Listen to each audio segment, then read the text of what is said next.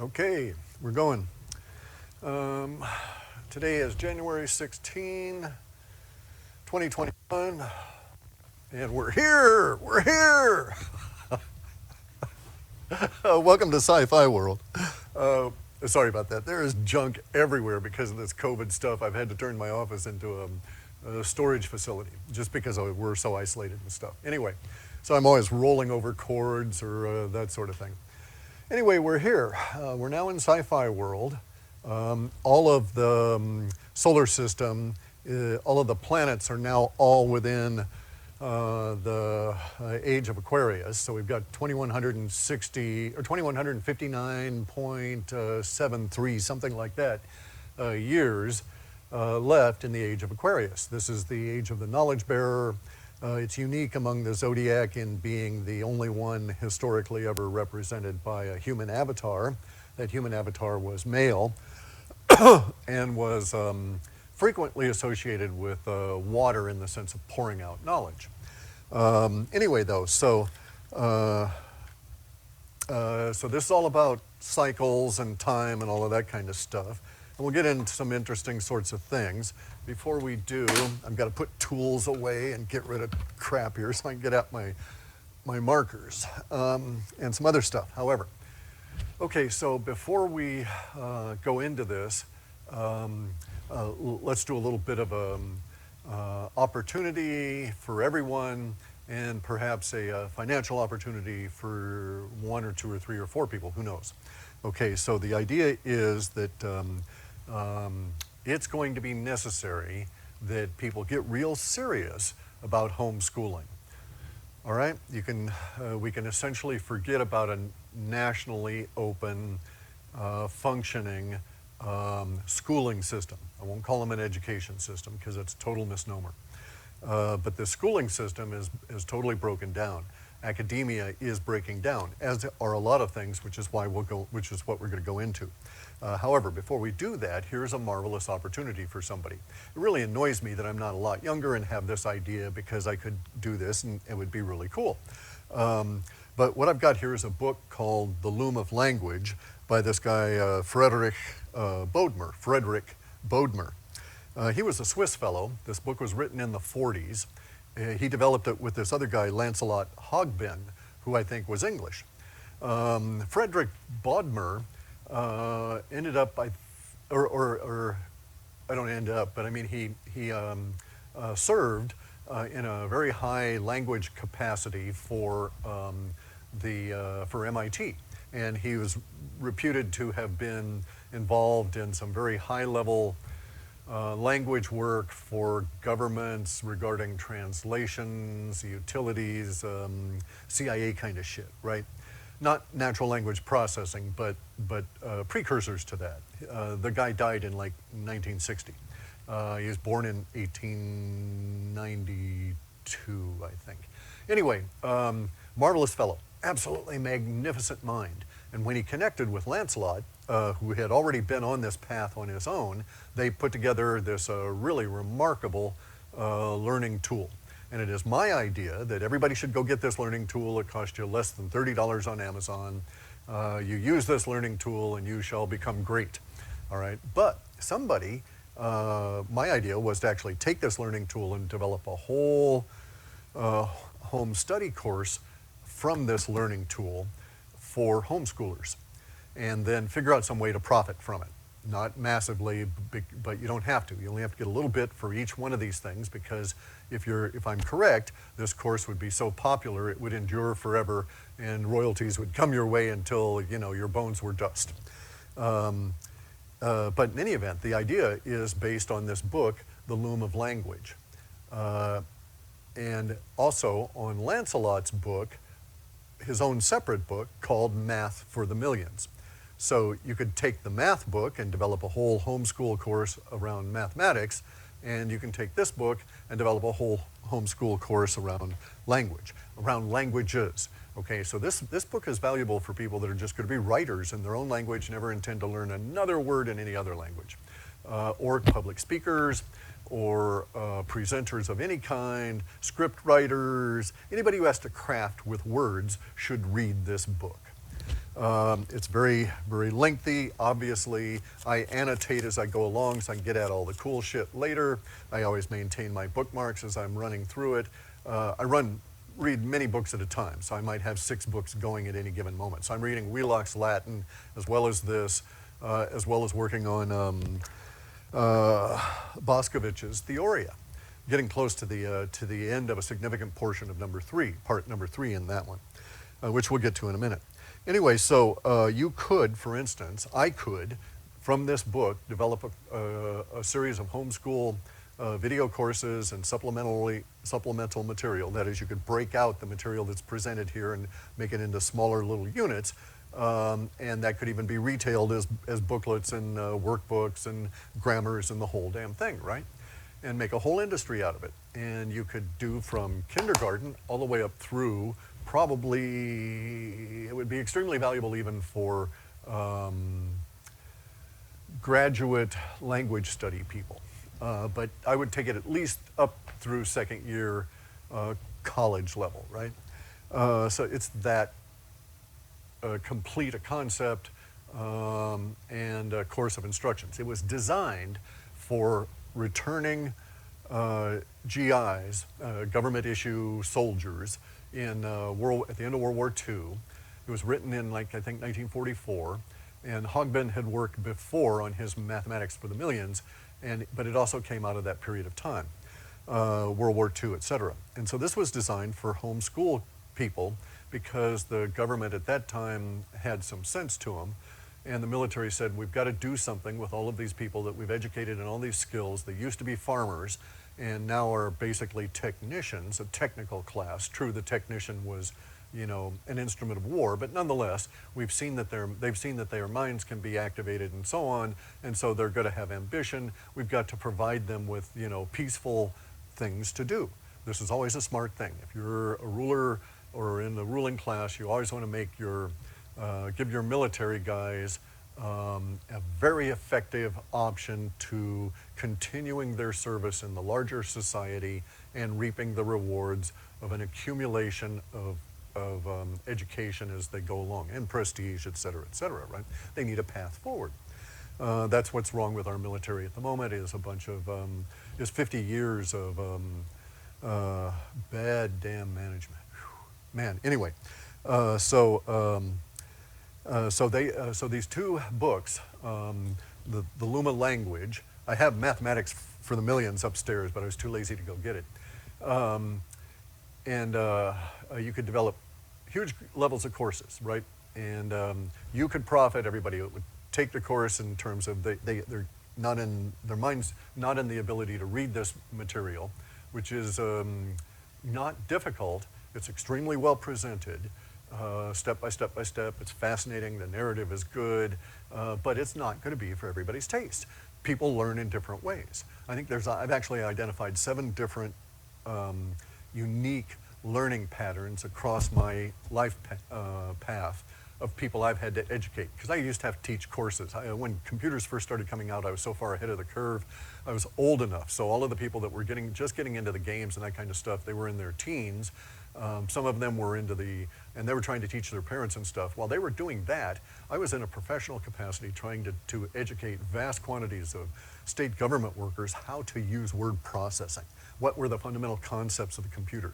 I would have people at that time who would be given a mouse that had a little tail to the computer, and they're up here aiming it like a remote control for an infrared remote control for a television, thinking that that's how it worked. So they needed to be educated at a basic fundamental level, and I did this for across a number of years, rapidly moving out of educating. I basically set up the courses and let others instruct those because there were going to be a lot of these people that needed this repetitious course, and I get bored easily. So I went on to developing courses on, you know, how to train people to program, how to train people network security before networks were a thing, really, right? So that sort of thing, right? And then I worked for all these people like Microsoft Consulting and airlines and you know, government agencies and shit. Anyway, so somebody could take these 2 books and develop some really whiz-bang courses out of them. And as I say, universe would be reward you, because that's a basic tenet of life, is that, you know, rewards come, and actually it's that way, when universe sees, and I can't make that symbol, but it's something like that you've added value. So if you add value to universe, you'll get rewarded. Just the way it works. You may have to add value for some time, and then boom, you get big reward. Maybe that you start getting incremental rewards. It's going to be different with everybody. But universe will reward you for adding value to stuff that's going on at various different levels. All right, so now there's been a bunch of stuff that's been happening, as everybody is aware, but I'm going to go off into some other divergent happenings that maybe you're not so much aware of. There have been a big bloom in magnet research. One of the things I wanted to briefly touch on here, but it's inherent in the larger topic. The larger topic is cycles versus linear.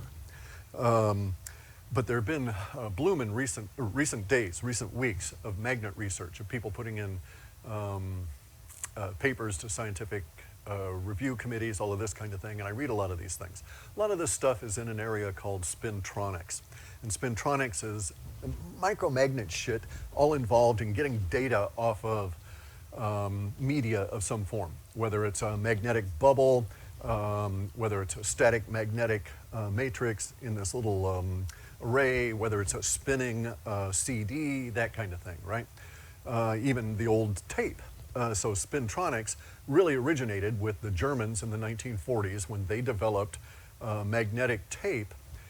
We don't know who did it, any of that. It was a weird thing. Our troops came over and found all these, they would attack these stations that the Germans had set up, these little bunkers. I actually saw them in the Black Forest, where they would go and bomb the shit out of them and spend all kinds of time attacking these stations, only to discover they were empty. And it was just this giant loop of tape that was broadcasting instructions or whatever out of there. We'd never seen such a thing. We knew about records, we knew about vinyl, but nobody had ever seen magnetic moving tape.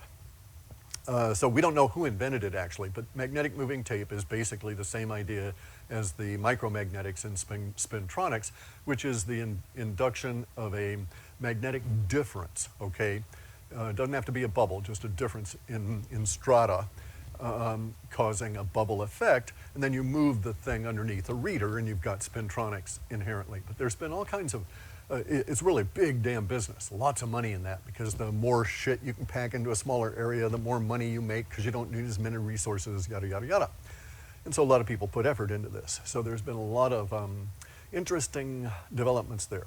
There's also been interesting developments theoretically, and that's, we've always got to not trust these guys because they're claiming to be experts, they're from academia, and they're all basing all this shit on mathematics, which is squirrely deep thinking, not clear thinking. Nonetheless, there's been these physicists that are saying, hooray, we now know how to get free energy. It has to do with these magnetic whorls around black holes. Well, okay, fuck them. All right, we're not going to put a black hole in your backyard and plug your devices into it. So I don't care what their concept or what their thinking is on that, because it's at a level that is fantastically not possible for humans to really get at. And if you read into the article, you find out they're talking about being able to get free energy for whole civilization kind of deals, right?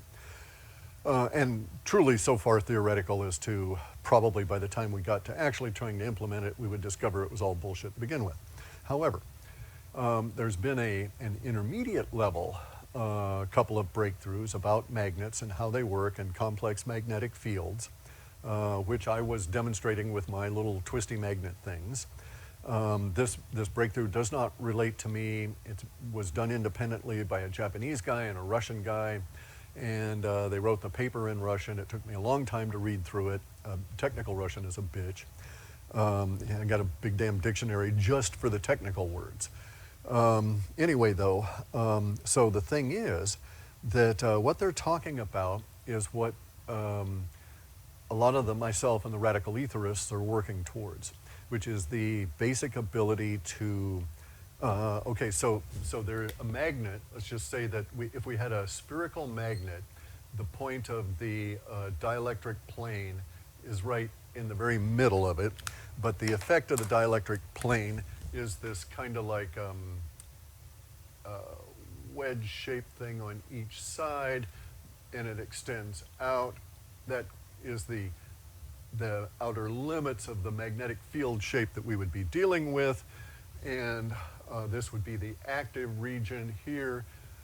This part of the dielectric plane, this accounts for the precession of all atoms, all magnets, planets, solar systems, galaxies, and universe, is this deviation here. It's what allows the ether to provide us with magnetism. If magnetism didn't exist, life would not exist because it's in all of your cells. This also relates into things like the vaccine and mRNA and a lot of shit they don't understand about it, okay? But anyway, so the Japanese and the Russian guy have conceptually, and then they went a little bit, I guess, I haven't read into that, the actual description of the experiment, but they've conceptually come up to the point where they're able to determine the deviation between the, I don't know if this, let me get a darker, I'm going to put it in blue, but what I'm going to draw here is basically this whorl kind of an effect that is created by what are known as the magnetic lines of force. And they go around and around like this, and they all run into each other, and it goes dot, dot, dot on the other side, and it comes back into the other aspect of the dielectric plane, which is that part of it that eats up the magnetism released. Which I won't go into all of the details on that. The whole point of this is that the Russian and the Japanese guy have been able to detect the differences between the potentiality and the actuality of the expressed magnetism. So there's sort of a gap, there's sort of a space, if you will, that we can see. I've seen these gaps and spaces, and I've seen the what I call the Bayer-Dither effect of the magnetism fading out and being reabsorbed back into the ether, right? And these guys have actually come out and are able, within the magnetic field area, to be able to describe this area here. They think that there's a null zone in there. That was a good term for it. I don't really agree with it. That was a magnetic or a mathematic conclusion. They may be correct. I wouldn't, but it's a good name for it. Okay, so this is the active zone of the magnetic line of force, and this is the null zone in there, and they can actually map it with these highly sensitive, basically laser and mirror devices, okay? Anyway, so the thing is that this is important because we're on our way to be able to isolate and deal with and thus use the individual magnetic force line at this level in the way that we never used to think of magnets as anything other than dipolar. Now we know that there's both mono and multipolar magnets.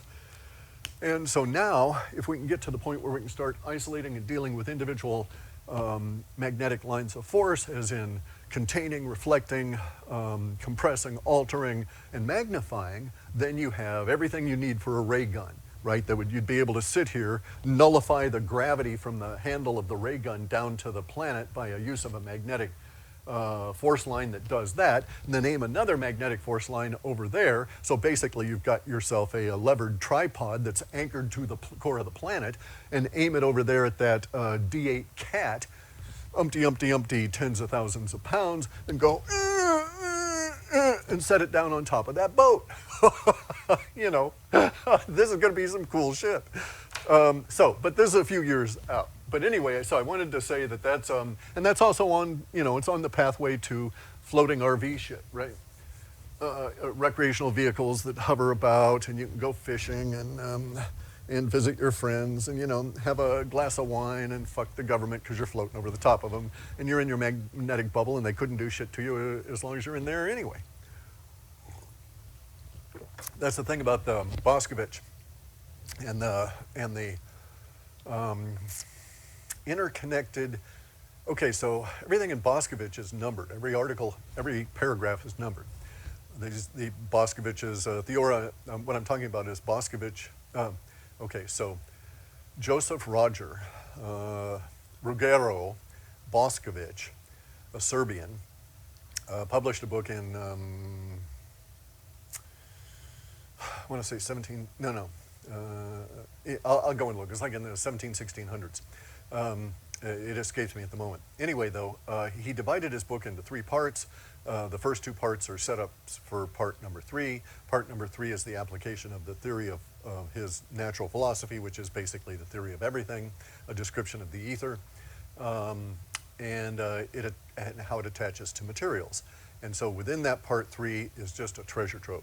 I mean, probably, I don't know, maybe 1 million patents will come out of people that read those 3 parts and concentrate on part 3 in the application of the materials, because the thinking is so key. Also note that there have only been 2, only 2 basic theories of universe: the ether or atoms. Atoms took us so far, boink, that's it. They also, the atomist theory, never invented anything until Tesla came along and used his knowledge of the ether to craft all of the underlying electrical elements that the atomists took over and said, oh, we know it all now, we're going to go off and run it and do it. But they have not yet created any fundamental new knowledge ever since Tesla died. It's been so little tiny incremental improvements, lateral thinking, no new fundamental breakthroughs. Anyway, so that's actually part of the rest of this little bit of a discussion, which was to go through what's going on currently.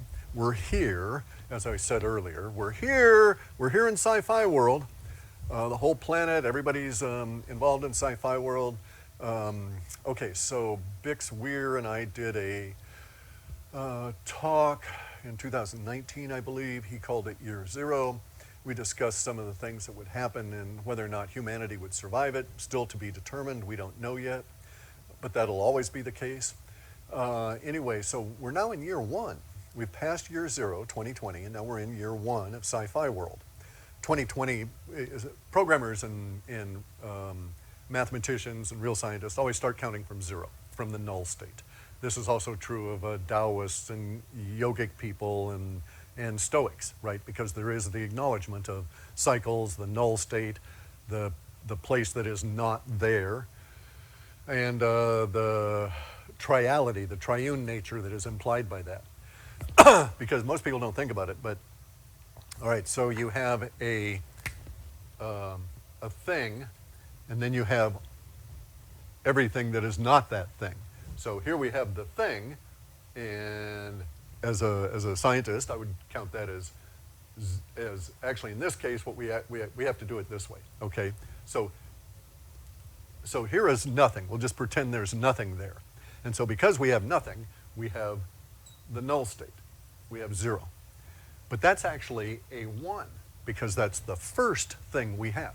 So this is the ordinal, and that's the numeral of the item. And so nothing is 0, but it is also 1. But just because we decide we have nothing, then we instantly have everything that's in nothing. But the minute we have that, we identify 1, and so if we have something, anything at all, then we have that thing, and then we have everything else. And so we actually have 3 things, because we have the thing, everything else, and then the combination of them. So we have this, and we have that, and then we have that. And so that triune nature of reality, it's inherent in magnetism, cycles, everything we're going through now. It's not binary. The instant you start thinking in binary, remember, you've got this triune thing going.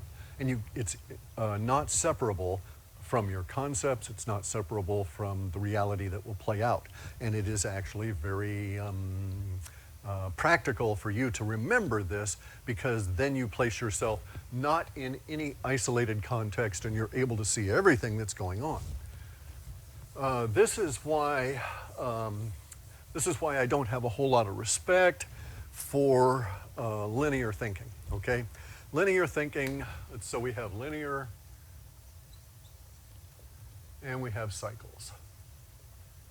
And we see that linear thinking is the idea that everything's going to go along, time moves in a flowing thing, And so linear thinking can be seen in people around us as like the progressives, because they think we're always going to be progressing up, okay? So we got progressives. And their alternate, conservatives, see things in cycles, right? What goes around comes around, you know. Seasons, they live more interconnected with a reality that the progressives don't have. And this also looks to their lifestyles. Progressives may be more easily identified with urban environments, working in an urban environment, staying indoors all the time under a constant environment. Conservatives much more connected to nature, much more involved in the cycles, you know, spring, summer, fall, blah, blah, blah. Progressives taking those cycles and breaking them into, you know, work weeks, school sessions, vacation periods, but not connecting those breakouts within that linear progression, just seeing the linear progression as chopped up into these chunks, but time still moves that way, progression is still upward, always going to happen that way, et cetera, et cetera. Whereas the cyclic approach, right, much more accurate when we see the reality of the world around us. So for instance, our bodies are 98% fluid, 98% water.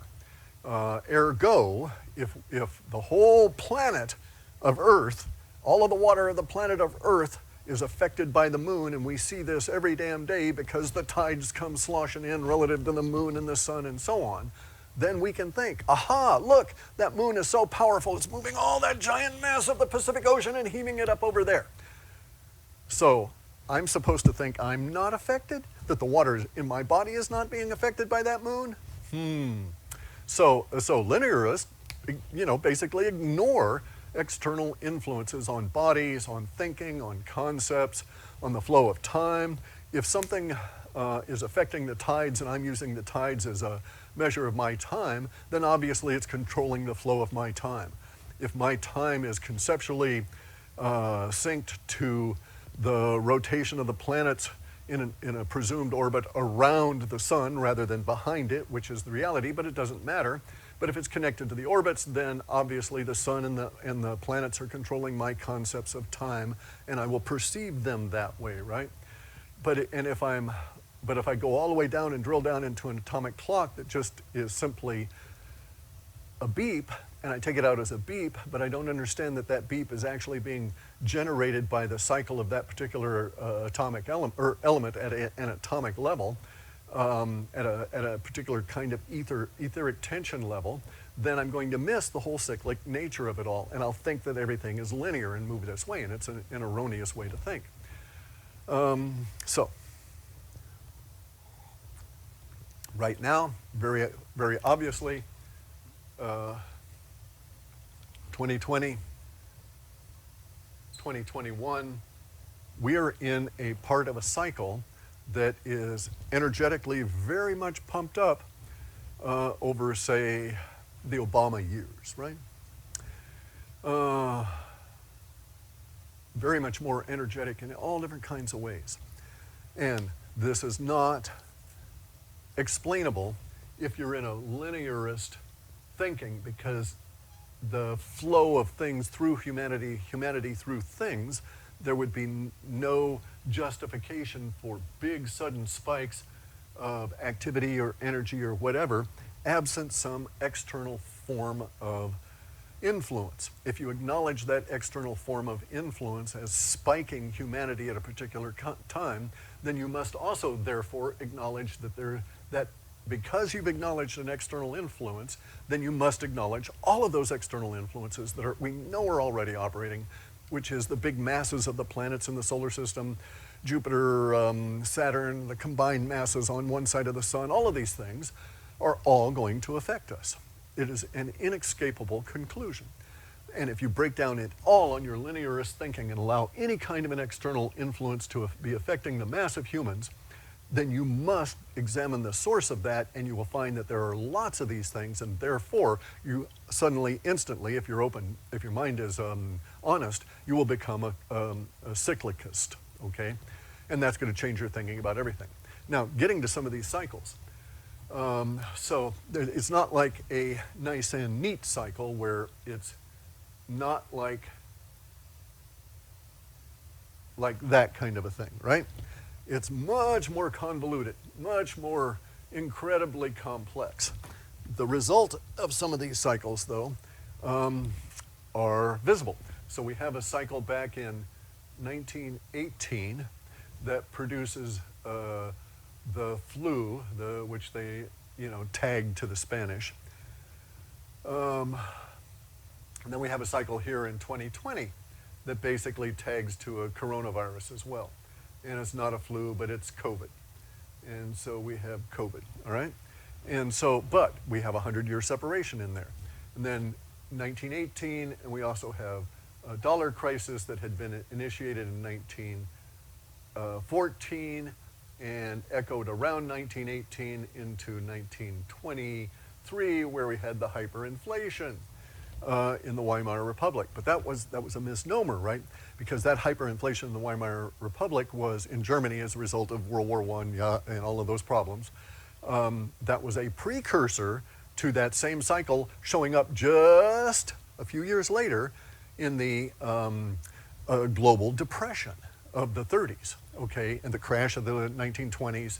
And there was actually two Weimar Republic hyperinflations. There was one in 1917, lasted 2 years, so to 1919, and then there was the bigger one that most people know about that started in the 1922, or you could argue late 1921, and it lasted just a little over 2 years, but it was ever so much bigger. And so we're in that same kind of a cycle now. We've got the reappearance of the disease, and hey guys, we got hyperinflation showing up again, right?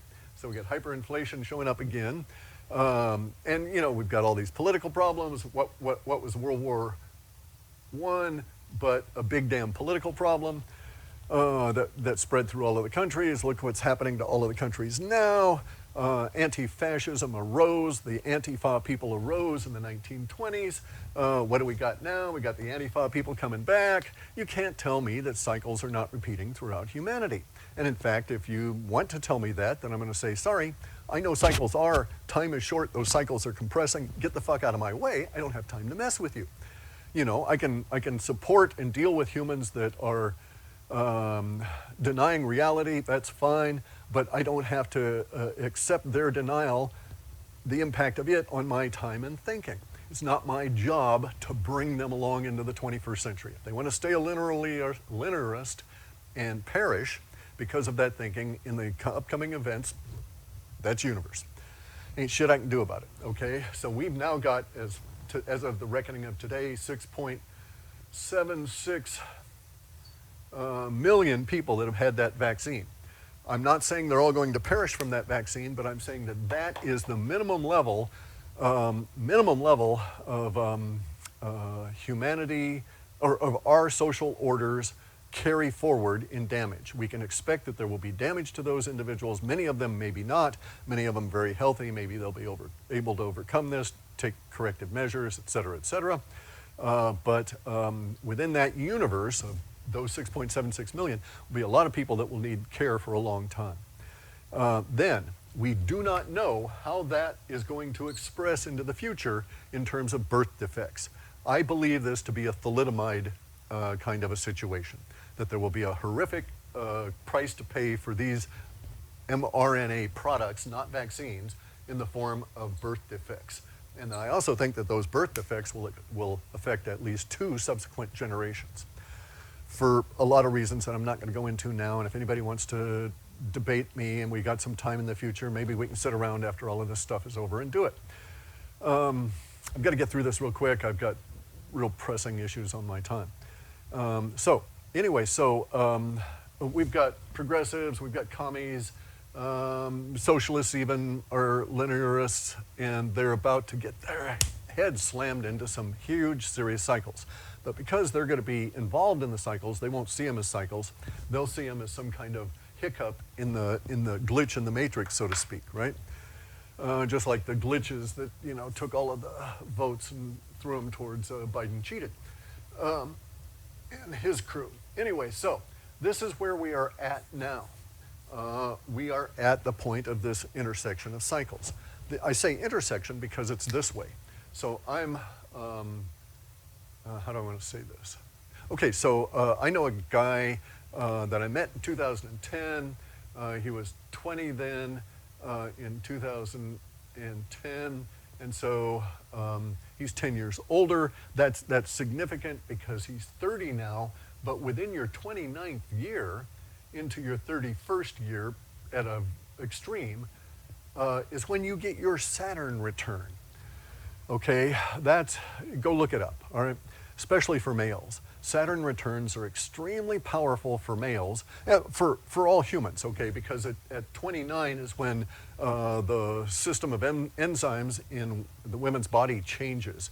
It changes because universe basically said if you haven't bred, you should have bred by now, we got to get rid of these enzymes, you can't keep them up the rest of your life. And if you haven't, it's going to cause problems, blah, blah, blah, blah. So they do that. But in males, it initiates a period of time that lasts from basically from age 29 out to 37. Because for males, in age 36 and 37, that's when the enzymes change. When basically universe says, okay, you've reproduced, I'm done with you, go out and live a good life, have a retirement, right? You don't have to serve anymore in procreating. But that period of time right there is the return of Saturn in your astrological chart. It just coincides with that, this 29.5-year cycle. And it also, for males, is a 7-year cycle of, let's just call it adjustment or settling in. Okay, this is when you reach your maturity. And to a certain extent, this is when males come out of puberty. And they reach into a certain segment of their life. Now that whole Saturn thing, my adopted grandson here, or grandson, Kale, this guy that I'd hired with the other guy, Lettuce, way the fuck back on the boat, he's in his Saturn return right now. His whole generation is in the Saturn return. That is extremely powerful. You have no idea if you're younger than that, you have no fucking idea as to how this is going to impact you until you get there. And on a collective level, if you've got a lot of people coming into their Saturn return at a particular clump of months or years, in other words, a baby boom of some kind, a baby push, a millennial generation enlargement, that sort of thing, then you have extremely powerful forces that are sweeping through humanity that are going to run in all of these cycles. So everybody has cycles that are little cycles on a daily basis, weekly, monthly, annually, and then all of these others at various different levels all the way out. They do coincide with astrological shit. Whether you want to assign meaning to that or not, it doesn't matter, but it is handy as a way of using it as a clock for where you are on things. So for instance, your 30-year Saturn return, male or female, it was written about as a predictable life crises point in a book called Passages. Way the fuck back when, everybody knows about it. But this is basically what it's all built on, is the fact that they called them predictable life crises, but never really went into the fact that it's cyclical and it's in a combination of other cycles. And so we have this on an individual level, all of these cycles getting interlinked, and then we have it on a collective level, and it just spirals out until we get this huge mass of everybody's cycles all getting all whipped up, all connected. A bad angle here on that, I guess. Anyway, and that's where we're at right now, is sci-fi world. And so, so people that live in cycles, that recognize the cycles that affect their own thinking and so on, can say, oh, like I did. I tell Kale, he comes to me with a problem. Something in him, energy moving, right? He tries to articulate it. I tell him, whoa, kid, back off, don't do that. And here's what's going on with you. I don't address the nature of his problem. as he articulated it, because his issue really, in my thinking, was he didn't recognize he was going to go through a larger 7-year cycle, and he needed to understand that he's at the very beginning of that. Major things are going to rise up, and that if he took the approach that he suggested, he was just going to make error after error after error after error in a process of elimination, seeking for something. But that there was another approach, which is that he could stop, recognize where he was at within that cycle, understand that the cycle is going to continue whether he actively did anything or not. In other words, had he taken the action that he proposed, he still would have felt as he felt. It would not have alleviated that aspect of it. So, since he was attempting to actually relieve this internal energetic pressuring, and the action wouldn't do it, and it would end up being for naught and thrown away and so on, why do it? And he agrees with that logic. And so then he sat down and started addressing other ways that this energy and stuff was altering his life and making him feel certain ways, right? Rather than responding to it, he analyzed it. And so now he's on the path of understanding that he's got a difficult 7 years, but it's not going to be insurmountable. The feelings he's got now are easily addressed as long as he understands that they are going to be, to a certain extent, externally motivated or externally activated, and there's an easier way to address them than going off and doing batshit crazy things on the moment, trying to relieve that internal pressure. So that's where we are as a social order as well. Now, okay, 41 minutes. All right, so the point of this is that here we are on the 16th. In 4 more days, there's going to be theater, and everybody's going to have all this theater. That theater is coinciding with all kinds of cycles, not just the 4-year election cycle. It's also coinciding with a popularist cycle. So we had popularism arise in the early 1900s. We had it arise in the 1800s directly as a result of the 1776. We are still dealing with this cycle. In 1904, we had Teddy Roosevelt rise up in a wave of popularism that in 1904 was actually based on events in the 1880s, I believe, in which the Masonic Party was banned from having any contact with government. They actually, we rooted out Masons in our government the way that McCarthy rooted out communists, for the same reason, because they're a secret society, not loyal to the Constitution, not supporting the social contract, and are power-hungry motherfuckers. And so Masons today is not something we really have to care about much, but we got to keep an eye on them. Any secret society. So anyway, so we're going through all of these cycles. We're still within this major cycle here. Go and talk to astrologers, and they'll just point you out certain planets that are now rotating back to where they were within the birth chart, so to speak, of the United States. So this is all predictable cyclic kind of shit. And the cycles will continue no matter how churned up we get, and we don't have to get churned up. What's churning us up is our thinking that we can somehow take this line of movement that's now getting all of these hiccups and stuff, and that by something we can do, we could push that back to where we think it should be. That's linearist thinking, right? So a cyclicist is not going to approach it that way. You're going to approach it as though shit's going to happen. It's above my pay grade that this will all be settled at. I have to do my part, however insignificant, as universe motivates me to do so. But I don't have to be stupid about it. I don't have to win stupid prizes. I don't have to participate in making anybody else win a stupid prize. I don't have to do anything that will propagate bad energies forward. I can be smart about it, right? Because there's no need to take action now. So, okay, so I love the martial arts. I've done them since I was 11 years old, and there's a real truism that I've learned, I even did like Greco-Roman wrestling and all of that kind of shit, right, in high school, where I would go to a high school that they didn't have judo or some other form of martial art. And there is a truism in this. And that truism is that the more advanced you get in any art, could be music and everything, the more you see that timing is the key. Timing is critical. Even in painting, you know, you don't want to, if you're doing oil painting or even watercolors, you don't want to put on one particular color until the other color has had enough time to set up, to dry. May not need to be completely dry because maybe you want to have that blending effect, but you have to understand that time participates in the process. And so time alters you.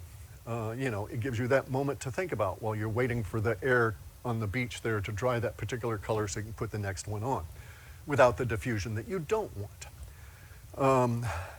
Time participates in this mRNA vaccine stuff too, because what they did was the mRNA product fills your entire body with all your cells, all of a quiver, waiting for the first contact with a COVID, and then it goes batshit, and your whole body responds.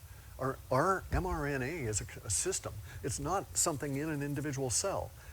That is simply the tendril of a vast quantity of a giant system. That's just simply an end point on a node, a network.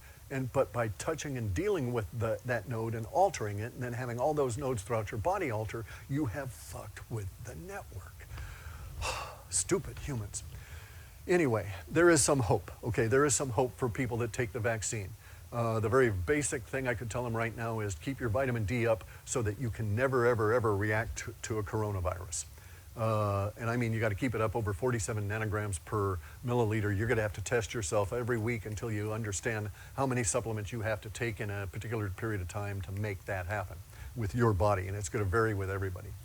But if you can't react to a coronavirus, if it cannot get into any of your cells, it can't trigger the mRNA within that cell or anywhere else in the body. That's the only thing I can think of at this moment. I'm thinking about this problem with other individuals because there may be some other solution to pull back the mRNA system from being hyper-triggered that way. I don't know though, we'll see. Anyway, so we got to finish. That was the point. We're at a period of great tension now. You don't want to involve yourself in it. It's above your pay grade. It's going to be settled whether you participate or not, whether you win a stupid prize or not. There's going to be really cool shit coming down the pike, time pike, right? I was correct about the Vatican. The temporal markers are showing up in the expected order, and at a slightly faster pace than might have been anticipated, but we're certainly going to get into a sci-fi world as predicted, very swiftly, very rapidly. We're just going to rush into it in your consciousness as we exit winter and go into spring. So in winter, sci-fi world is getting all breaking through the ice and the snow. It's getting some muscles limbered up and all of this kind of stuff. There's going to be all kinds of crises and so on. And then whoosh, everything's going to bust open and off we go. A lot of this is going to be connected to the secrets revealed.